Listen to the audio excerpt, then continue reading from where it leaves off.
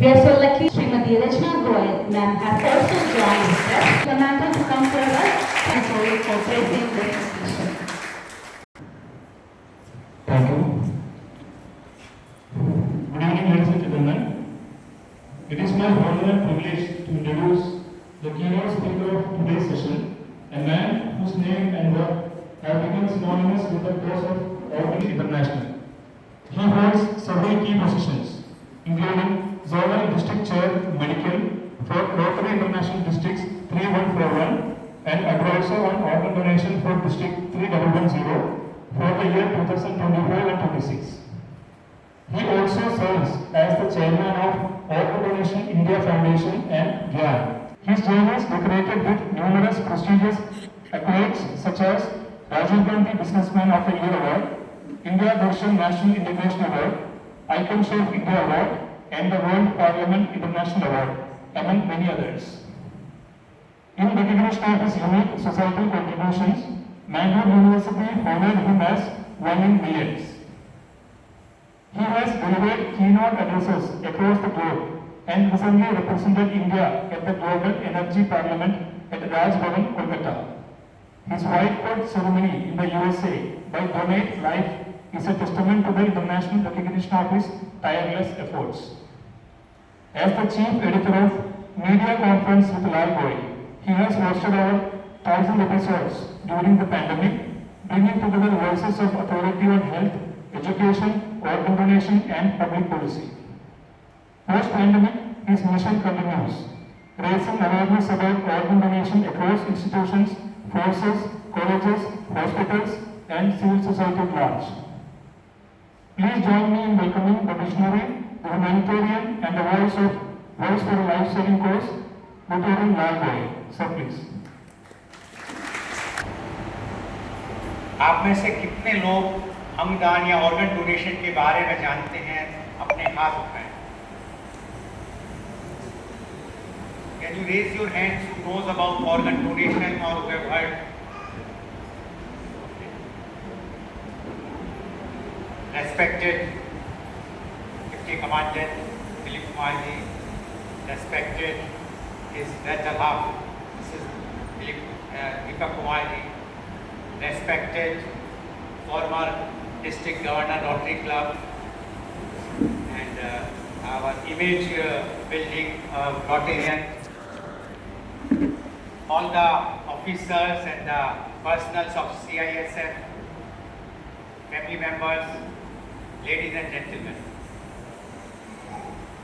अंगदान या organ donation, जैसे मैंने पूछा और आप लोगों ने हाथ भी उठाए, इसका मतलब बहुत कम लोगों को पता है और वो क्यों इम्पोर्टेंट है। जैसा अभी मैडम ने बताया कि आज इम्पोर्टेंस ऑफ ऑर्गन डोनेशन का टॉपिक है, इसलिए इम्पोर्टेंट है कि भारतवर्ष में मोर देन 5 लाख से ज़्यादा लोग की डेथ हो रही है every year for want of organ. अंग ना मिलने की वजह से 5 लाख से ज़्यादा लोगों की मृत्यु हो रही है हर साल। अब आप कहेंगे कि इसमें कौन सी बड़ी बात है? We are 140 crore populated country, तो हमें 5 लाख अगर मर भी जाते हैं तो क्या फ़र्क पड़ता है? तो आज मैं थोड़ा सा उदाहरण दूंगा कि कोविड-19 आपको पता है जब आया था तो बहुत बुरी हालत थी, सब लोग लॉकडाउन में चले गए थे, लेकिन उसमें भी पूरे भारतवर्ष में 1.5 ईयर्स के आसपास रहा था कोविड-19।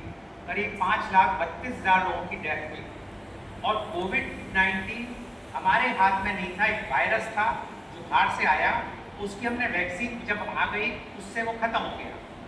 लेकिन ऑर्गन डोनेशन या ऑर्गन ट्रांसप्लांट में ये नहीं पॉसिबल है, इसकी कोई अभी तक वैक्सीन नहीं बनी कि ऑर्गन अगर नहीं मिल रहा है और डेथ हो रही है तो हम उसको रोक सकें। और ये एक साल या 1.5 साल की बात नहीं है, ये सालों साल चला आ रहा है। अब दूसरा प्रश्न आप पूछ सकते हैं कि अगर इतना इम्पोर्टेंट इंडिया में है तो बाकी कंट्रीज़ की क्या कंडीशन है? तो मैं उदाहरण दूंगा आपको यूके का। इंग्लैंड में पिछले वर्ष 2024 में 422 लोगों की मृत्यु हुई अंग ना मिलने की वजह से। 422 persons lost their life in UK last year, that is 2024, or because they have not received the organ. अब you will immediately react and say, UK तो इंडिया से बहुत छोटा कंट्री है population wise. Yes, it is 1/20th time, हमसे 20 गुना छोटा है, less populated. तो 20 को आप मल्टीप्लाई कीजिए 422 से, if this is not even 10,000, मतलब 10,000 से भी हम वहाँ के लोग ज़्यादा नहीं मर रहे अगर सेम पॉपुलेशन ली जाए. तो क्या कारण है ऐसा? बहुत कारण है, बहुत रीजंस हैं. जैसा मैडम ने बताया कि कुछ मिथ्स हैं, गलत धारणाएं बनी हुई हैं हमारे यहाँ, वो सब चीज़ें हैं. लेकिन और भी रीजंस. पहला है अवेयरनेस नहीं है, हमारे यहाँ जागरूकता नहीं है, लोगों को पता नहीं है कि ऑर्गन डोनेशन क्या होता है. एक सर्वे हुआ कंट्री में, अपने इंडिया में, उसमें पाया कि 85% लोगों को पता नहीं है कि ऑर्गन डोनेशन, उन्होंने नाम ही नहीं सुना ऑर्गन डोनेशन का, अंगदान क्या होता है. तो आप सोचिए कि क्या कंडीशन है. और जो बाकी 15% थे उसमें से 9% ऐसे लोग थे जिनके खुद को या फैमिली मेंबर्स को ऑर्गन की प्रॉब्लम हुई थी. उनकी प्रॉब्लम हुई थी इसलिए उन्हें पता है ऑर्गन डोनेशन. और बाकी जो 6% वो लोग हैं जिन्हें ऑर्गन डोनेशन के लिए हमारी संस्थाएं जैसे रोटरी क्लब है और रोटरी इंटरनेशनल है और NGOs हैं जो दिन रात इस काम में लगे रहते हैं, उसकी वजह से कुल 6% या 7% जागरूकता हुई. और भी रीजंस हैं, पर एक जो सबसे बड़ा रीजन है इंफ्रास्ट्रक्चर ना हो. आज भारतवर्ष में 15 से 16% शहरी मुख्यालय डिस्ट्रिक्ट हेडक्वार्टर्स हैं जहां पर ऑर्गन्स को निकालने की या ट्रांसप्लांट करने की रिट्रीवल और ट्रांसप्लांट सेंटर्स अवेलेबल हैं. इट मीन्स हम 85% पॉपुलेशन को नज़रअंदाज किए हुए हैं या उन्हें इग्नोर किए हुए हैं, उन पर इंफ्रास्ट्रक्चर ही नहीं है. और ये सब फैसिलिटीज़ जो हैं वो सब मेट्रो सिटीज़ में या बड़े क्लास A सिटीज़ में हैं, छोटे शहरों में ऐसी कोई फैसिलिटी नहीं. तो इसका एक बहुत बड़ा रीज़न इंफ्रास्ट्रक्चर का है. एक जैसे मैडम ने बताया रिलीजियस, बहुत ज़्यादा अवधारणा गलत फैली हुई है कि धर्म मना करता है. कोई भी धर्म, चाहे वो हिंदू धर्म हो, इस्लाम हो, क्रिश्चियनिटी हो, सिखिज्म हो, कोई भी धर्म मना नहीं करता, जैनिज्म हो, बुद्धिज्म हो, कि ऑर्गन नहीं देने चाहिए. और चौथा है हमारी कानूनी पहलू, जो हमारा लॉ है, क्या वो लॉ सक्षम है इस चीज़ को रोकने में या इस चीज़ का निदान करने में, इसका सॉल्यूशन निकालने के लिए. तो ये सब पहलुओं पे थोड़ा सा मैं लाइट डालूंगा, कोशिश करूंगा. और मैं बहुत धन्यवाद देना चाहूँगा कमांडेंट गौड़ साहब का और डिप्टी कमांडेंट दीपक कुमार जी का. इन्होंने मेरे आग्रह को मानते हुए इतना प्रोग्राम रखा ऑर्गन डोनेशन का, और आप लोगों के व्यस्त समय से आप लोगों ने समय निकाला. लेकिन इतना महत्वपूर्ण चीज़ है जो हम लोग नहीं समझ पा रहे हैं. तो अब मैं थोड़ा सा आपको बताना चाहूँगा कि अंग क्या होते हैं और क्यों ये इम्पॉर्टेंट है. 3 तरह से डोनेशन दिए जाते हैं इंडिया में. एक होता है बॉडी डोनेशन, देहदान, जो मेडिकल कॉलेज में जाता है, जिससे बच्चे MBBS में पढ़ते हैं, एनाटॉमी डिपार्टमेंट में सीखते हैं. जो आदमी की मृत्यु होने के बाद अगर उसके परिवार वाले चाहते हैं और उस आदमी ने अपनी इच्छा प्रकट की है तो डेड बॉडी को जलाने की जगह या दफनाने की जगह उन्हें ना तो बरी करते ना बर्न करते, उन्हें मेडिकल कॉलेज को देते. दूसरा होता है टिश्यू डोनेशन, अवयव दान. वो ये होता है जो हमारे शरीर में जो अवयव हैं, टिश्यूज हैं, जैसे आई कॉर्निया और स्किन, त्वचा, हड्डियाँ, बोन्स, इस तरह के जो हमारे टेंडन्स एक्सेट्रा, ये टिश्यूज हैं. इन टिश्यूज को डोनेट किया जा सकता है नेचुरल डेथ के बाद भी या एक्सीडेंटल या ब्रेन डेथ के बाद. लेकिन ये जो टिश्यूज हैं, ये जो डोनेट होते हैं, ये इम्प्रूव कर सकते हैं किसी की ज़िंदगी. अगर कोई व्यक्ति अंधा है तो वो उसकी अगर उम्र 80 साल तक उसे रहना है जिंदा, 80 साल तक, अगर उसको आँख मिल जाएगी, आँख का कॉर्निया लग जाएगा तो देखने लगेगा, तो उसकी ज़िंदगी में अच्छापन हो जाएगा। लेकिन उसकी अगर उम्र 80 साल ही जिंदा रहना है तो 80 साल ही जिंदा रहेगा। और जो सबसे इम्पोर्टेंट महत्वपूर्ण चीज़ है वो ऑर्गन डोनेशन, अंगदान। अंग क्या होता है? हमारे शरीर में जो लाइफ सेविंग ऑर्गन्स हैं वो हैं heart, kidneys, lungs, pancreas, intestine and liver. ये हमारे सॉलिड लाइफ सेविंग ऑर्गन्स हैं जिनके बिना हमारा कोई हम बच नहीं सकते। हमारी लाइफ में अगर ये फेल हो जाते हैं तो इसका कोई निदान नहीं है। सिर्फ किडनी के लिए डायलिसिस होता है, वो आपने सुना होगा, आप सब जगह शहरों में हर जगह डायलिसिस मशीन लगी है। लेकिन उस मशीन से जो डायलिसिस होता है, पहला तो बहुत पेनफुल होता है जो पेशेंट अंदर जाता है उसके, और दूसरा हफ्ते में किसी को 1 बार, किसी को 2 बार, किसी को 3 बार भी डायलिसिस कराना पड़ता है। कुछ लोग रोज डायलिसिस पे होते हैं, बहुत कीमती होता है। और उसमें जिंदगी जो है अमूमन औसतन 3 से 5 साल होती है। कुछ लोग थोड़ा ज़्यादा भी जीत लेते हैं, कुछ लोग उससे पहले ही मर जाते हैं। तो क्यों ऐसा कारण है? जैसे मैंने बताया कि भारतवर्ष में अंगों की बहुत कमी है। किडनी का मैं उदाहरण दूंगा, हर वर्ष 2 लाख नए रजिस्ट्रेशन होते हैं किडनी के लिए कि जिन्हें किडनी की जरूरत पड़ती है। उसमें से हार्डली 10,000 एवरेज, कभी 14,000, 14,000 हो जाते हैं, कभी 8,000 होते हैं साल में किडनी ट्रांसप्लांट होते हैं। बाकी 1,90,000 अप्रोक्सीमेटली हर साल एड ऑन हो रहे हैं वेट लिस्ट में। तो आप सोचिए कितनी ज़्यादा वेट लिस्ट। तो ये तो है शॉर्टेज की हालत। वही हार्ट की कंडीशन है, लंग्स की है, पैंक्रियास की है, लीवर की।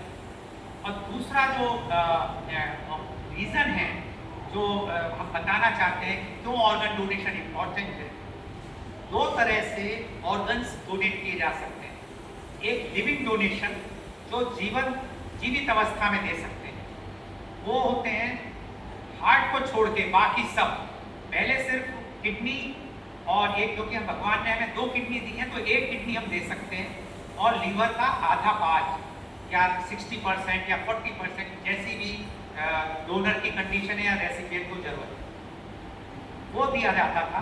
लेकिन अब मेडिकल साइंस एडवांस हो गई तो अब पैंक्रियास का पार्ट, इंटेस्टाइन का पार्ट और even lower lobe of lungs, नीचे का जो लोब है हिस्सा होता है लंग्स का, फेफड़ों का, वो भी दिया जाता है। लेकिन हार्ट हम डोनेट नहीं कर सकते। तो अब जब 1994 1994 से पहले इसके ऊपर कोई लॉ नहीं था, तो उस वक्त किडनी ट्रांसप्लांट होते थे तो गरीब आदमी की किडनी निकाल के अमीर आदमी को किडनी लगा दी जाती थी। गरीब आदमी को 1,000, 2,000, 500 जो भी रुपए दिए या नहीं भी दिए। 1994 में 1994 में गवर्नमेंट ऑफ इंडिया ने एक्ट पास किया पार्लियामेंट में कॉल्ड थो एक्ट। और उस थो एक्ट में लॉज लेड डाउन किए गए, रूल्स रेगुलेशंस बताए गए कि किस तरह ऑर्गन ट्रांसप्लांट होंगे, ऑर्गन डोनेट होंगे। तो उसमें जो लिविंग की बात आई तो उसमें उन्हें बताया कि लिविंग डोनेशन सिर्फ क्लोज फैमिली मेंबर्स के बीच हो सकता है। उसकी भी उन्होंने डेफिनेशन दी, जैसे ग्रैंड पेरेंट, दादा दादी, नाना नानी, पेरेंट्स माँ बाप, स्पाउस पति पत्नी, सिबलिंग्स भाई बहन, चिल्ड्रन बेटा बेटी, ग्रैंड चिल्ड्रन पोता पोती, नाती नाते, ये लोग एक दूसरे को डोनेट कर सकते हैं। भी प्रश्न आया कि कुछ ऐसे हैं जिनके कोई रिलेटिव नहीं है या उनके उस वक्त, क्योंकि मेडिकल साइंस इतनी एडवांस नहीं थी 1994 में कि अगर उनका मैचिंग की प्रॉब्लम होती थी कि मैच नहीं हो रहा, तो उसके लिए भी लेट डाउन हुआ कि out of love and affection, मतलब आप किसी से बहुत ज़्यादा प्यार या उसकी इज्जत करते हैं उसे दे सकते हैं। और उसके लिए उन्होंने कमेटी बनाई जो हर स्टेट में कमेटी होती है। और उसके बाद उन्होंने national organ and tissue transplant organization NOTTO के नाम से ministry of health and family welfare government of India ने एक संस्था बनाई जिसके अंतर्गत पूरा ऑर्गन डोनेशन की प्रक्रिया, प्रोसीजर्स, वेट लिस्ट की मेंटेनेंस और उसका किस तरह ऑर्गन किसको दिया जाएगा वो सब मेंटेन होता है। उसके अंदर उन्होंने 5 regional organ and tissue transplant organisation ROTTO की स्थापना की और उसके अंतर्गत SOTTO state organ and tissue transplant organisation जो हर स्टेट की कैपिटल में, जैसे आपके त्रिवेंद्रम में वहाँ पे के सोटो के नाम से केरला सोटो केरला वालों में, और यहाँ पे चेन्नई में सोटो है तमिलनाडु। तो ये उन्होंने पूरा इंफ्रास्ट्रक्चर बनाया, और क्योंकि health is a state subject, ये एक राज्य का सब्जेक्ट है, स्टेट का सब्जेक्ट है, इसलिए स्टेट गवर्नमेंट ने अडॉप्ट किया और अपने स्टेट्स में लागू किया। अब दूसरी तरह से दो तरह से ऑर्गन डोनेट होते हैं, एक तो क्या लिविंग डोनेशन जो मैंने आपको बताया, दूसरा होता है आफ्टर ब्रेन डेथ, मस्तिष्क मृत्यु के बाद। अब ये ब्रेन डेथ या मस्तिष्क मृत्यु क्या होती है, आपको जैसे पता है कि हमारा हार्ट 24 आवर्स हर वक्त 24/7 धड़कता रहता है और वो पंप करता है ब्लड को पूरे बॉडी में, ऑर्गन्स में। उस ब्लड के साथ ऑक्सीजन सर्कुलेट होती है, जो हम नाक से, अपने नोज से सांस लेते हैं या मुंह से सांस लेते हैं, वो फेफड़ों में जाके सर्कुलेट होती है, हार्ट पूरा सर्कुलेट करता है। तो जिस वक्त ये ऑक्सीजन ब्रेन में जाना बंद कर देती है, उस वक्त ब्रेन डेथ होती है। अब ब्रेन डेथ किन परिस्थितियों में, किन कंडीशंस में होती है? जनरली दो कंडीशंस होती हैं, या तो एक्यूट इलनेस जो कोई गंभीर बीमारी से, या एक्सीडेंट की वजह से होती है।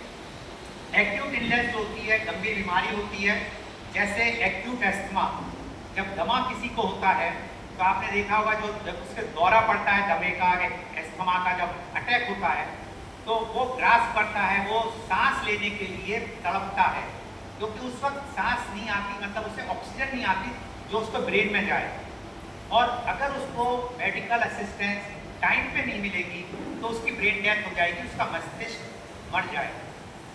दूसरा होता है जैसे ब्रेन हेमरेज, उसमें हो जाती है कि ब्लड प्रेशर एकदम राइज कर गया तो उससे ब्रेन हेमरेज हो गया। और तीसरा स्ट्रोक वगैरह से।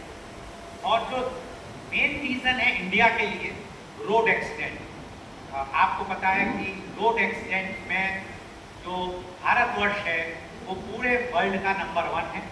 और हमारे यहाँ की 2024 के मैं आंकड़ा दूंगा, जो हमारे ऑनरेबल मिनिस्टर श्री नितिन गडकरी जी ने, जो रोड एंड ट्रांसपोर्ट मिनिस्टर हैं सेंट्रल गवर्नमेंट ने, उन्होंने रिलीज किए हैं कि 1,80,000 more than 1,80,000 people lost their life की मृत्यु हुई लास्ट ईयर 2024 में रोड एक्सीडेंट।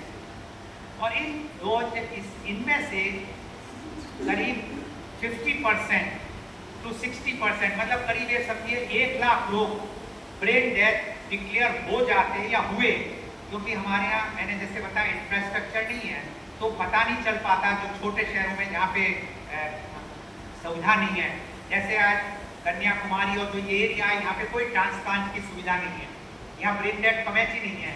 तो अगर यहाँ कोई भी एक्सीडेंट होगा तो उसका ये नहीं पता चलेगा कि इसकी ब्रेन डेथ है या नॉर्मल डेथ है एक्सीडेंट की वजह से, तो उसके सब ऑर्गन्स वेस्ट हो जाते हैं। एक ब्रेन डेथ आदमी 9 लोगों को नई जिंदगी दे सकता है और 75 लोगों की लाइफ को इम्प्रूव कर सकता है। 1 brain dead person can save or give new life to up to 9 persons and improve up to 75 lives. We are not God, but God has given us power to give new life to 9 persons and improve up to 75 lives. हम भगवान नहीं हैं, लेकिन भगवान ने हमें वो तासीर दी है, पावर दी है कि हम 9 लोगों को नई जिंदगी और 75 लोगों की जिंदगी संवार सकते हैं। मैं सोचता हूँ इससे बड़ा दान कोई नहीं हो सकता। आज हम रुपए जाके मंदिर, मस्जिद, गुरुद्वारा, चर्च सब में जाके दे सकते हैं, उनसे गरीबों को शिक्षा मिल सकती है, उनसे मंदिर मस्जिदों का रखरखाव हो सकता है, लेकिन नई जिंदगी नहीं दे सकता वो रुपया।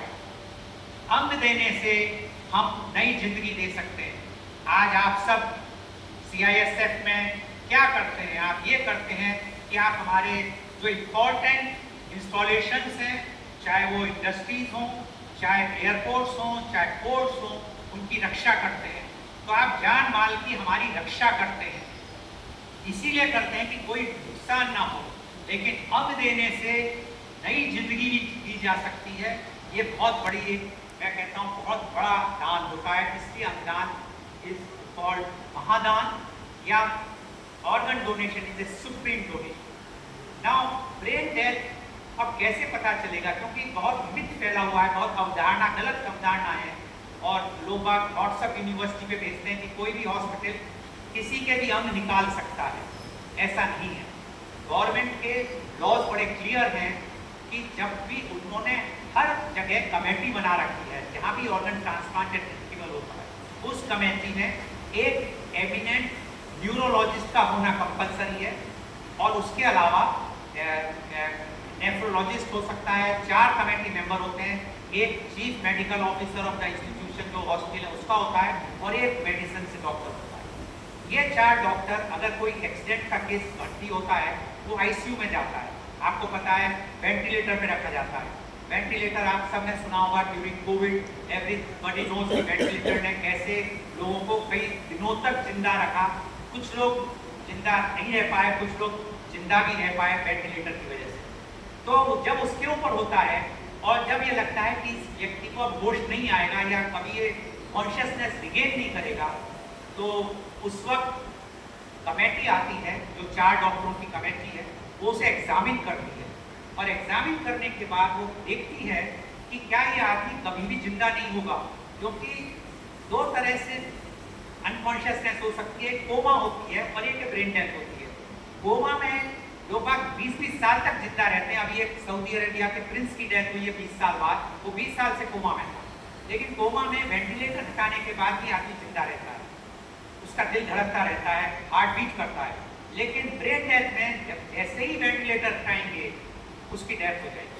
तो ये डिफरेंस को कौन डिसाइड करता है, वो ये कमेटी करती है, और ये कमेटी जब देखती है कभी कॉन्शियसनेस में नहीं आएगा, तो वो first brain death declaration certificate देती है। वो ये है कि पहला सर्टिफिकेट, उसके बाद एज पर लॉ उसे 6 घंटे के बाद मिनिमम गैप ऑफ 6 आवर्स उस कमेटी को दोबारा आना पड़ता है, और आके दोबारा वो एग्जामिन करती है कि ये आदमी क्या आ सकता है, दोबारा चेक करती है। और अगर उस वक्त उन्हें लगता है कि नहीं ये कभी भी होश में नहीं आ सकता और वेंटिलेटर हटते ही इसकी डेथ हो जाएगी, तो वो final certificate of brain death देती है।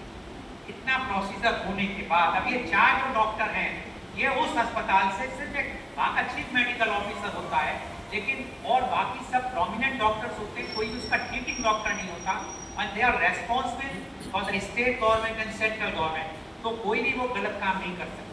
तो जो गलत अवधारणा है कि कोई भी निकाल लेगा, कोई भी ब्रेन डेथ डिक्लेयर करेगा, वो गलत है। जैसे ही वो डिक्लेयर होती है, तब जो ऑर्गन डोनेशन के कोऑर्डिनेटर होते हैं उस अस्पताल के या गवर्नमेंट के, वो फैमिली मेंबर्स को बात करते हैं, उन्हें कन्विंस करते हैं कि आप ऑर्गन्स दे दें। अब आप पूछेंगे क्या जरूरत है? वो इसलिए जरूरत है कि 2 तरह के सिस्टम वर्ल्ड में चलते हैं। ऑप्ट इन सिस्टम होता है, ऑप्ट आउट सिस्टम होता है। What is opt in system?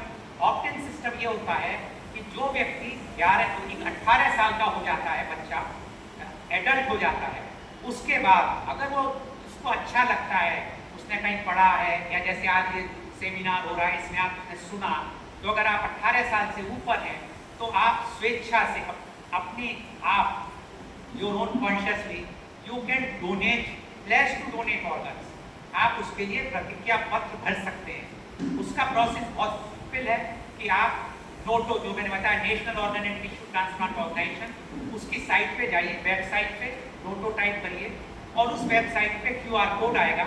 अगर आप अपने रजिस्टर्ड मोबाइल नंबर जो आधार कार्ड से लिंक है उसको स्कैन करेंगे, तो 2/3 भरा हुआ फॉर्म आ जाएगा, आपका नाम, address, email ID, phone number वगैरह सब।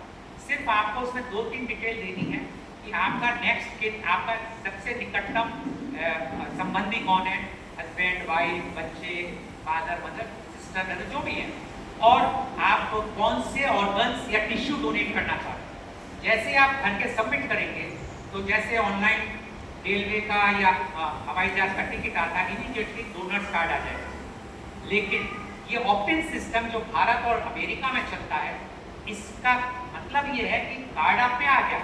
जैसे आज मैं हूँ, मैंने अपने प्लेज किए हुए हैं, और मैं गत 9-10 वर्ष से इस तरह के सेमिनार्स कर रहा हूँ, लोगों को जा के समझाता हूँ।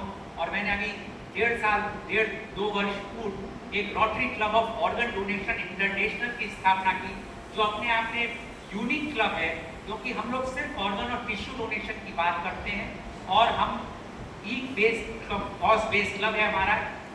हमारी हर संडे, जैसे आज भी 8 बजे से मीटिंग होगी ऑनलाइन जूम पे, और हमारे मेंबर्स ऑल ओवर वर्ल्ड से, यूके, यूएसए, मोरक्को और पूरे भारतवर्ष से।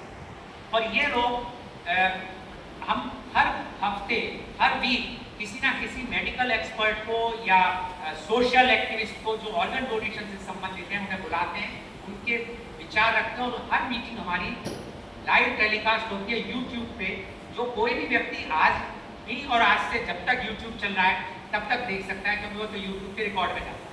तो हम वो जन चेतना करते हैं। लेकिन अगर आज मैं, जिसने सब प्लेज किया हुआ है, अगर मेरी, माफ कीजिएगा क्योंकि वाइफ को बुरा लगता है जब मैं बोलता हूँ, अगर मेरी रोड एक्सीडेंट से ब्रेन डेथ डिक्लेयर होता हूँ और उस वक्त अस्पताल में, क्योंकि जिसको ब्रेन डेथ होगी वो तो अनकॉन्शियस पड़ा है, तो मैं तो अनकॉन्शियस होगा, तो उस वक्त डिसीजन मेरा नहीं माना जाएगा। भले ही मैंने प्रतिज्ञा पत्र भरा हुआ है, सब कुछ किया हुआ है, और everybody knows I talk every day and night about organ donation. उस वक्त जो मेरे बारे में पूछा जाएगा कि डोनेशन होगा या नहीं होगा, वो मेरी वाइफ से, मेरे बच्चों से, मेरे भाई बहनों से, वो अगर उन्होंने ओके कर दिया तब तो डोनेट हो सकता है, नहीं तो नहीं हो सकता है। और वो भी एक मत होके, अगर मेरी वाइफ कहती हम तो डोनेट करेंगे, लेकिन मेरे बच्चे मना कर देते हैं, तो भी डोनेशन नहीं आता। तो चाहे स्टेट गवर्नमेंट हो, सेंट्रल गवर्नमेंट हो या मेडिकल डॉक्टर्स हो, मेरे ऑर्गन्स नहीं निकाल सकते। इस वजह से ये लीगल एक हर्डिल है। अब आप कहेंगे तो दूसरा सिस्टम क्या होता है? दूसरा सिस्टम है ऑप्ट आउट सिस्टम। लेकिन मैं यहाँ एक और चीज जोड़ दूँ, अमेरिका में भी ऑप्ट इन सिस्टम है, लेकिन वहाँ पर गत वर्ष 6,700 about 6,700 people lost their life की मृत्यु हुई अंग मिलने की वजह से। अब आप कहेंगे अमेरिका भी भारतवर्ष से जनसंख्या में छोटा है, less populated, yes, 4 times less. आप 4 को मल्टीप्लाई करेंगे तो वो 30,000 की फिगर पहुंचे। कहाँ 30,000 की फिगर है और कहाँ 5 लाख से ज्यादा है सेम पॉपुलेशन में। वो 5 लाख की गलत फिगर है, क्योंकि this is only for 15-16% of the population. We are not talking of 100% population of India. तो जब 100% की अगर होती तो हो सकता है फिगर 25-30 लाख की हो सकती है। तो आखिर वहाँ क्यों हो रहा है? वो भी ऑप्ट इन सिस्टम है। वहाँ इसलिए होता है कि वहाँ का जो निकट संबंधी है, चाहे वाइफ हो, बच्चे हो, वो ये कहते हैं कि अगर मेरे फादर, मेरे हस्बैंड ने या ब्रदर ने या सिस्टर ने अगर डोनेट किया है, उनकी लास्ट विश ये है, तो हम उसे फुलफिल करेंगे। 99% वहाँ पे सक्सेस रेट है। 1% लोग ऐसे हैं जो कहते हैं नहीं, उनके सिग्नेचर नहीं थे, ये चीटिंग है या फ्रॉड है, उसको वो छोड़ देते। ये सिस्टम है ऑप्ट इन। दूसरा सिस्टम है opt out. Opt out system वो होता है जो उसमें जो भी 18 वर्ष का हो जाता है, ऑटोमेटिकली बाय डिफॉल्ट उसके अंग, टिश्यूज, वो सब गवर्नमेंट के हो जाते हैं। अब ये कहाँ सिस्टम चल रहा है? पूरे यूरोप में और यूके में 2020 मई 2020। क्यों यूके वालों ने लागू किया? 2019 में वहाँ पे जो मरे थे वो 770 के आसपास थे। अब कुल 770 लोग मरे थे। अब उन्होंने ऑप्ट आउट सिस्टम किया 2020 से, और 2024 का मैं आंकड़ा दिया 422। इसका मतलब ऑलमोस्ट 350 लोगों की उन्होंने जान एक्स्ट्रा बचाई ऑप्ट आउट सिस्टम पर। अब इसमें ऑप्ट आउट से क्या मतलब है? वो ये मतलब है कि सपोज आपने सोचा कि नहीं, हमें नहीं देना, मेरा धर्म अलाउ नहीं करता, मेरे परिवार अलाउ नहीं करते, तो आप उसको निकल सकते हैं। उसे कहते हैं ऑप्ट आउट, कि मैंने इसमें से ऑप्ट आउट कर लिया, मैं नहीं करूँगा। उस सिस्टम में एक कैच क्या है? वो ये है कि अगर सपोज मैंने ऑप्ट आउट कर रखा है और कल मुझे ऑर्गन्स की जरूरत पड़ी, तो मैं वेट लिस्ट में सबसे नीचे माना जाऊंगा। उन लोगों का जो भी ऑप्ट इन, जो लोग ऑप्ट आउट नहीं हुए, उनके हमेशा ऊपर रहेंगे। इसका मतलब ये practically I will not be able to get any organ in that country. तो इसलिए ऑप्ट आउट सिस्टम, और जो सबसे बड़ा अच्छा उदाहरण है, एग्जाम्पल है, वो स्पेन का है। 2024 में वहाँ पे 52.6 पर्सन पर मिलियन लोगों ने PMP डोनेट किए ऑर्गन। इंडिया में वो फिगर है 0.06 PMPT। आप बताइए हम कहाँ स्टैंड करते हैं? भारतवर्ष जो एक दान दाताओं का देश माना जाता है, हम अपने को कर्ण के वंशज कहते हैं, आखिर हम में क्या कमी है? कमी कहाँ आ रही है कि अब जो रीजन है, एडम ने कहा, मैं भी कहूँगा रिलीजन। अब हिंदू धर्म जो सबसे ज़्यादा भारतवर्ष में 80%। आज अभी गणपति जी का विसर्जन हुए करीब 2 हफ्ते या 3 हफ्ते हुए। अगर हम प्रथम पूजनीय जिन्हें हम पहले गणपति मानते हैं कि सबसे पहले गणपति की पूजा के बाद ही कोई पूजा शुरू होती है, अगर हम वो मानते हैं तो हमें मानना पड़ेगा कि उनका हेड का सर का ट्रांसप्लांट हुआ था और उसमें उनकी जगह एक हाथी का सर लगाया था, एक एलिफेंट का सर लगाया था। तो या तो हम हिंदू हैं, अगर हम हिंदू हैं और हम गणपति जी को पूजते हैं तो फिर हमें ऑर्गन डोनेशन को मानना पड़ेगा। अगर हम भगवान श्री कृष्ण को पूजते हैं, जिस नगरी मथुरा से मैं आता हूँ उत्तर प्रदेश से, तो भगवान श्री कृष्ण ने गीता में अध्याय 2 वर्स चैप्टर 2 वर्स 22 में कहा है कि जिस तरह बॉडी शरीर पुराने कपड़ों को त्याग देता है, उसी तरह आत्मा अपने पुराने शरीर को त्यागती है। The body as the body discard the old clothes, the soul discard the old body. अब मेरा आपसे प्रश्न है, आप उन पुराने कपड़ों को जलाते हैं या दफनाते हैं? ना आप जलाते हैं ना दफनाते हैं। आप क्या करते हैं? आप उन पुराने कपड़ों को किसी जरूरतमंद को, एक नीडी पर्सन को डोनेट करते हैं। तो जब भगवान श्री कृष्ण ने कहा और ये कहा कि आत्मा अपने शरीर को, पुराने शरीर को डिस्कार्ड कर देती है, त्याग देती है, तो जब कपड़ों को हमने त्याग किया और डिस्कार्ड किया, उसको हमने जरूरतमंद को दिया, तो हम अपने शरीर के उन अंगों को या शरीर को या टिश्यूज को क्यों नहीं डोनेट करते? क्या कारण है? तो हिंदू धर्म नहीं कहता कि हमें डोनेट नहीं करने। अब अगर हम भगवान श्री राम को मानते हैं, तो आपको पता है जब भगवान श्री राम रावण से लड़ने जा रहे थे, तो उस वक्त समुद्र के किनारे उन्हें बताया गया कि भगवती दुर्गा, माँ दुर्गा, अभी 9 दुर्गे खत्म हुए हैं, कि रावण पे कृपा है, आशीर्वाद है, इसलिए आप उसको नहीं मार पाएंगे, उससे आपको विजय नहीं मिल पाएगी। तो उसके लिए उपाय है कि आप माँ दुर्गा को प्रसन्न करके आशीर्वाद दीजिए। उन्होंने 9 दुर्गों के व्रत रखे और हर दिन 108 ब्लू लोटस, नीले कमल के फूल वो चढ़ाते थे। लास्ट डे उन्हें 107 ब्लू लोटस फूल मिले। उन्होंने अपनी आई निकाल के चढ़ाई। क्यों? क्योंकि भगवान राम का एक नाम है कमल नयन, कि उनकी जो आंख थी वो ब्लू लोटस, ये नीली आंख और एक कमल के समान थी, इसलिए उन्हें कमल नयन कहा जाता है। तो उस वक्त भगवती माँ दुर्गे माँ प्रसन्न हुई और उन्होंने आशीर्वाद, उन्हें विजय कर दिया। अगर हम उन्हें मानते हैं भगवान श्री राम को, तो हमें ऑर्गन टिश्यू डोनेशन मानना पड़ेगा। और अगर हम महर्षि दधीची, आज की जनरेशन नहीं जानती लेकिन हमने पढ़ा है, आई डोंट नो आप लोगों को मॉरल साइंस में कभी पढ़ाया नहीं पढ़ाया, महर्षि दधीची के बारे में नाम सुना है, हमें मॉरल साइंस में पढ़ाते थे कि Maharshi Dadhichi was a very big saint. तो उनको एक बार लड़ाई चली सुर असुरों में, और उस वक्त ये हुआ कि असुर लोग जीतने वाले थे। तो किसी ने कहा कि कोई दानी अगर अपनी बोन्स को, अपनी अस्थियों को दान देगा और उससे ब्रज बनेगा, उससे एक वेपन बनेगा, वही हरा सकता है दानवों को। तब इंद्र भगवान और उनके संग बाकी गॉड गए, उन्होंने जाके उनसे प्रार्थना की कि आप अपनी अस्थियों को, अपनी बोन्स को हमें डोनेट कीजिए। और उन्होंने डोनेट की, उससे वो वेपन और ब्रज बना, उससे वो हराए गए। आज आप सोचिए, तो पहले जमाने में हिंदू धर्म बड़ा क्लियर है। अब मैं इस्लाम धर्म पे आऊँगा। अगर इस्लाम धर्म मना करता है वो गलत है। कुरान शरीफ में लिखा हुआ है बड़ा क्लियरली कि अगर आप किसी की जिंदगी को बढ़ाने में सहायक होते हैं तो उससे बड़ा कोई अच्छा कार्य नहीं होता।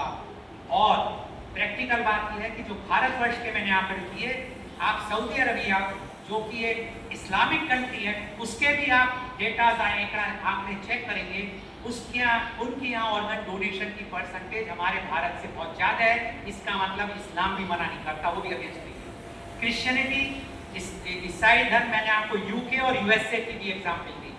बाइबल में लिखा हुआ है लव दाई नेबर, अपने पड़ोसी से प्यार करो। मतलब यह है कि जैसे आप अपनी फैमिली से प्यार करते हैं, उसी तरह अपने पड़ोसी से या अपने नेबर से या दूसरों से प्यार करो। अगर तो वो लोग वो प्रिंसिपल मांगते। और सरदार सिखिज्म, गुरु ग्रंथ साहिब में गुरु गोविंद जी ने कहा है, where there is a god there is no self, and where there is a self there is no god. जहाँ भगवान होगा वहाँ स्वार्थ नहीं होगा, और जहाँ स्वार्थ होगा वहाँ भगवान नहीं होगा। तो अगर हम अपने स्वार्थ में रहेंगे कि नहीं, हम अपने ऑर्गन्स नहीं दे सकते किसी को, क्यों दें? तो हम भगवान हमारे को कभी मोक्ष नहीं देंगे, हम भगवान के पास नहीं जा पाएंगे। और अगर हम स्वार्थी नहीं है तो भगवान हमारे पास है। तो इसलिए कोई धर्म नहीं करता। जैन धर्म बहुत प्रमोट करता है ऑर्गन डोनेशन के लिए। बुद्धिज्म आपको पता होगा, क्योंकि आप लोग ऐसी जगह जहाँ से श्रीलंका बिल्कुल पास में है, सबसे ज्यादा वर्ल्ड में और आई डोनेशन श्रीलंका में होता है। और वहाँ इतना सरप्लस होता है कि वो लोग आई बॉडियाँ एक्सपोर्ट करते हैं जो हमारे इंडिया में भी आती है। क्योंकि बुद्धिज्म कहता है कि अगर आप किसी की भी जिंदगी संवारते हैं तो आप बहुत ऊंची उसमें और मोक्ष को प्राप्त करते हैं। तो ये तो बात हुई रिलीजन की, मैं थोड़ा सा और समय लूंगा। अब क्या कारण है क्यों ऑर्गन डोनेशन ही हो पा रहे हैं? एक कारण है फाइनेंशियल। ऐसा जैसा आपको पता है, भारतवर्ष में आज भी हम 77-78 साल इंडिपेंडेंट हो गए, लेकिन अभी भी गरीबी बहुत है। तो उनके लिए गवर्नमेंट ने क्या किया? गवर्नमेंट ने बहुत कुछ किया। थोड़े से बता दूं, मेरे परिचय में डीसी साहब ने बताया कि मैं मीडिया कॉन्फ्रेंस करता था। तो मेरी एक मीडिया कॉन्फ्रेंस में जो आज के प्रेजेंट वेस्ट बंगाल गवर्नर हैं, वो केरला से हैं, डॉक्टर सीवी आनंद बोस IAS, वो गवर्नर हैं वेस्ट बंगाल के। वो हर मंगलवार को, एवरी ट्यूसडे वो मेरी कॉन्फ्रेंस में आते थे। ऑनलाइन होती थी जूम पे, जब कोविड चल रहा था। और उस वक्त वो गवर्नमेंट ऑफ इंडिया के चीफ एडवाइजर थे फॉर लेबर ड्यूरिंग कोविड। तो उन्होंने कहा कि हमने बहुत कुछ किया है, हम 5 लाख रुपया गरीब लोगों को देते हैं आयुष्मान भारत में। तो मैंने कहा 5 lakh is a very less amount, इससे तो किडनी ट्रांसप्लांट भी नहीं होगा। क्योंकि भारतवर्ष का एक सेटबैक है, दुर्भाग्य है कि यहाँ पर maximum transplant centres are in private sector, और बहुत कम गवर्नमेंट हॉस्पिटल्स हैं जहाँ पे ट्रांसप्लांट होते हैं। तो जब प्राइवेट सेक्टर में होता है, तो जैसे मुंबई में या बड़े शहरों में, वहाँ 7 to 10 लाख रुपीस दिया जाता है किडनी ट्रांसप्लांट का, लीवर ट्रांसप्लांट 20 लाख से 25 लाख, हार्ट ट्रांसप्लांट 25 से 50 lakh, lungs transplant goes in crore. तो आप बताइए, गरीब छोड़िए, मैं सोचता हूँ कि मुझ जैसा आदमी भी अफोर्ड नहीं कर सकता। इंश्योरेंस कंपनी अब देने लगी 1 लाख रुपया, उसकी लिमिट है। तो कहाँ से आएगा पैसा इतना? तो इसलिए जब मैंने कहा, उन्होंने कहा आप ऐसा कीजिए, आप इसकी क्लिपिंग, मुझसे बोले आप कितना चाहते हो? मैं कि मेरे हिसाब से 20 से 25 लाख लिमिट होनी चाहिए। उन्होंने कहा आप इसकी क्लिपिंग मुझे दो। उन्होंने हमारे आदरणीय प्रधानमंत्री श्री नरेंद्र मोदी जी को क्लिपिंग भेजी, और मुझे बड़ा हर्ष होता है, बड़ी हैप्पीनेस से मैं कह सकता हूँ कि उस क्लिपिंग एक कारण बनी कि हमारे प्रधानमंत्री जी ने सिर्फ ऑर्गन ट्रांसप्लांट के लिए, वो भी BPL कार्ड होल्डर, जो गरीब लोग हैं जिनके BPL कार्ड बने हुए हैं आयुष्मान भारत के, उनकी लिमिट 5 लाख से ऑर्गन ट्रांसप्लांट से बढ़ाकर 15 लाख कर दी गई है। इसलिए कोई भी गरीब आज किडनी और लीवर की वजह से, ट्रांसप्लांट ना होने की वजह से नहीं मर सकता। लेकिन इम्प्लीमेंट नहीं हो रहा है कोई गवर्नमेंट, क्योंकि मैंने बताया हेल्थ स्टेट सब्जेक्ट है, इसे इम्प्लीमेंट नहीं करना चाहती। कोशिश पूरी है, मैं काफ़ी लिखता हूँ और हम काफ़ी जगह सब जगह बताते हैं, फिर भी अभी लंबा सफ़र है। अब जब तक मैं जिंदा रहूँगा, मेरी अंतिम सांस तक कोशिश रहेगी कि हम और पॉलिसीज बदलवाएं और कोशिश करें कि ये जो पॉलिसी है इसका चेंज होना बहुत ज़रूरी है, जिससे कोई भी व्यक्ति पैसे की वजह से ऑर्गन ना मिलने की वजह से, ये कारण है एक पैसे का। एक जो बहुत गलत किंवदंतियाँ कह लीजिए, जो गलत धारणा बनी हुई है, मिथ्स हैं कि अगर मैंने किडनी दे दी इस जन्म में, तो अगले जन्म मैंने बिना किडनी के पैदा होगा या एक किडनी के पैदा होगा। अगर मैंने एक किडनी, या मैंने आई डोनेशन कर दिया मरने के बाद तो मैं अगली बार अंडा पैदा होगा।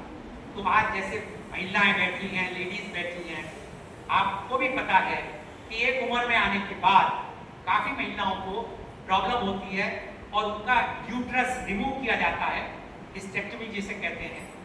तो उस वक्त तो कोई नहीं सोचता कि अगर हम यूट्रस रिमूव कराएंगे तो अगले जन्म में बिना यूट्रस के होंगे, ऐसा कुछ नहीं होगा। तो जब ऐसा नहीं है तो ये गलत, बिल्कुल गलत चीज़ है, ये मिथ है। तो ये भी एक गलत धारणा है। तो ये सब चीज़ें हैं, कोशिश करते हैं हम इन सब चीज़ों को दूर करें, आप लोगों को बताएं। Government of India, even state government, और मैं बड़े गर्व से कह सकता हूँ आज जितने यहाँ पे हमारे दोस्त हुआ हियर फ्रॉम तमिलनाडु, टू 2024 में ये 8वां साल है, 8th year continuously when Tamil Nadu stood first in organ donation. क्योंकि मैं तमिलनाडु में हूँ तो मुझे बड़ा गर्व होता है बताने में, और इसलिए मैं कहता हूँ कि आप लोग, बाकी स्टेट की बहुत बुरी हालत है। मैं यूपी से आता हूँ, यूपी वर्स्ट है, वहाँ पे एक 75 डिस्ट्रिक्ट्स हैं, उसमें से कुल 8 डिस्ट्रिक्ट में ऑर्गन ट्रांसप्लांट या रिट्रीवल सेंटर है। मैंने समय मांगा हुआ है आदरणीय योगी जी से, जो चीफ मिनिस्टर है, कि मुझे थोड़ा सा समय दें, मैं भले ही 5 मिनट 10 मिनट जो भी अपने व्यस्त समय में दे, जिससे मैं उन्हें एक्सप्लेन करूं और बहुत आराम से काम हो सकता है। कोशिश जारी है।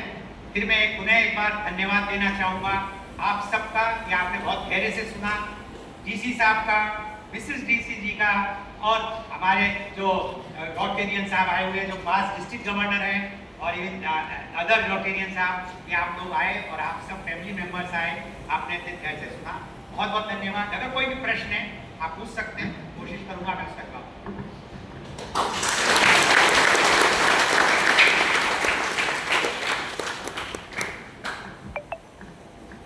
बहुत बहुत धन्यवाद सर, एक बहुत इंस्पायरिंग एंड इंसाइटफुल सेशन के लिए। अभी जो भी सदस्य, उनके परिवार सदस्य उपस्थित हैं, आपके मन में कोई सवाल या शंका है तो सर से पूछ सकते हैं।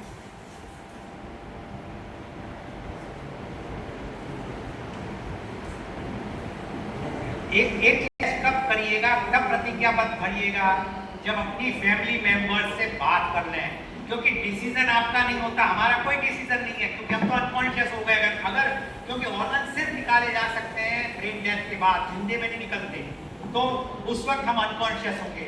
फैमिली मेंबर्स को कॉन्फिडेंस में लीजिए, अगर वो तैयार होते हैं, अगर 18 वर्ष से ऊपर है, उन सबके भी प्लेज फॉर्म भरवाइए, बहुत ईजी सिस्टम है, नोटों में जाइए और वहाँ प्लेज करिए, तो उसको आप जरूर करें। मैं आपसे आग्रह करूँगा, अगर अच्छा लगा है आज आपका थोड़ा भी, घर जाइए, और जब अगर आप गूगल पे सर्च करें तो टाइप करिएगा organ donation India, otherwise America की फिगर आएगी, उसमें लिखा है कुल 13 लोग, 30 लोग करते हैं एवरी डे। आप कहेंगे मिस्टर गोयल के हिसाब से 1500 persons are losing their life every day, और ये तो 13 लोग हैं, या वो गलत बोल रहे थे या क्या कारण है? मैं गलत नहीं बोल रहा था। अगर आप वहाँ की फिगर देखेंगे वो 13 आएगी, लेकिन इंडिया की अगर डालेंगे तब आपको एग्जैक्ट फिगर आएगी। Thank you. Thank you again very much, thank you sir. बहुत अच्छे से आपने समझाया, सारे डाउट्स पहले से ही क्लियर हैं। Now I would like to invite RI SI executive Anil sir. Sir please come sir. I will invite our PDG Rotarian. He is from this area. He wanted, when he saw my flyer, he wanted to attend. I said most welcome. I asked the permission of DC sir, and he immediately said yes, why not? Please. Good evening, everybody. See, up to now, you have very well heard about the organ donation. It's a vital thing we are doing. Rotary International, you may be knowing, we are from 223 countries. And in the part of this area, right from 2010, we are doing this organ donation in a very nice manner. You will astonished to hear, up to now, we have done in Tirunelveli itself, we have done 8 cadaver. That is brain dead people's operation. They used to call cadaver. Up to now, we facilitated 8 cadaver operations Out of that, we got 42 people are benefited. 8, 16 eyes, 16 kidney, 4 live, 2 live heart transplants, livers, like this. Up to now, for your information, 42 people were benefited. And when I was a governor in 2011-12, Do It, that program we have initiated, Donate Organs Initiative. Up to now, we could get more than 15,000 applications for organ donations. This is for your information. It's a very vital thing, and we should not really, we all, India is, I can very well say, India is plus a person like him. His entire lifetime he is doing for this only. But we are doing a lot of services. But for him, for OSR, throughout the year he is doing this pleasant job. That's why I could congratulate him. As soon as he put one word, I came from Tirunelveli. Once again, thank you so much for having caring me. Thank you so much.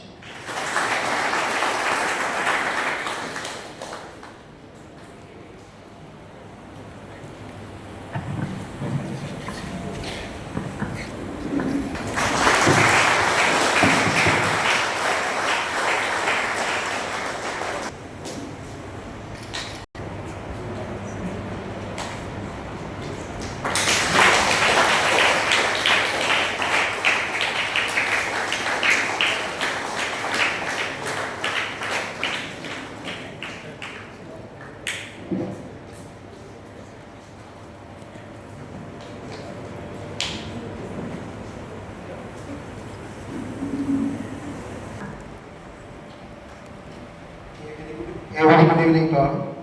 Respected dignitaries, CSO personnel, and Senate members and other guests present here. It is indeed a great honor and privilege to stand before you on this meaningful occasion. Today we had the opportunity to attend an enlightening awareness session on organ donation, conducted by our distinguished guest from the Rotary Club, Sri Prith Vibhuti Vatarlal Koilji, the founder and chartered president of the Rotary Club of Organ Donation International and chairman of the Organ Donation India Foundation and CAN. Sir, your session has truly opened our eyes to the noble act of organ donation, a selfless deed that gives new life to others even after our journey ends. The clarity which you presented the facts, dispelled the myths, and encouraged everyone to pledge for this cause is deeply inspiring. It touched our hearts and reminded us that organ donation is not just a medical act, it is really a gift of life and expression of ultimate humanity. You have created a movement that transcends boundaries, reaching hospitals, universities, armed forces, public platforms, and even global stages. You have shown that what true leadership looks like, not just awards, but through the impact you have made in countless lives. Whether it was being honored by Bangalore University as one in millions, or addressing international forums like the Global Energy Parliament, your journey continues to inspire every generation. The Rotary Club has always been at the forefront of social service, and today's program reflects the club's continuing commitment to serving humanity beyond boundaries. On behalf of CSF Human Rights in Mahendragiri, I extend our heartfelt gratitude and appreciation to you, sir, taking time from your busy schedule to share such valuable insights. We are truly honored to have had you among us today. As a token of our gratitude and deep respect, we are pleased to felicitate you for your invaluable contribution to society and the cause of organization. Thank you very much.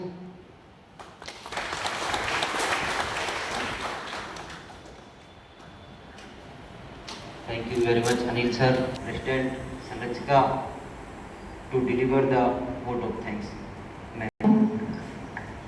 Respected dignitaries on the dais, other Rotarian members, dear CISF presidents and all my dear family members. On behalf of CISF IPRC unit, I feel honored to extend our heartfelt gratitude to each one of you for making today's program on creating awareness on the importance of organ donation to a grand success. We are deeply thankful to our resource person, Sri Lal Goel sir, for sharing his valuable insights, experience and guidance on this noble cause. Your knowledge and commitment have enlightened us on this critical significance of organ donation and inspired us to contribute positively to society. Thank you so much, sir. I also express our sincere gratitude to Srimati Rajni Goel ma'am for spending your valuable time with us to be a part of this memorable program. Thank you, ma'am. We are especially grateful to our Deputy Commandant Sri Deepak Jaikumar for his constant guidance, encouragement and presence, which has been instrumental in the smooth organization of this event and of course the entire team of CSF IPRC unit. Last but not the least, I humbly express my sincere thanks to all the CSF staffs and family members for your enthusiastic participation and making this program truly memorable. Every life we touch through organ donation is a legacy of hope. Let us pledge to be the change that saves life. May I now take the honor of inviting Sri Deepak Jaikumar, Deputy Commandant IPRC, to kindly come forward and present a memento to our esteemed chief guest, Lal Goel sir, as a token of our appreciation and gratitude.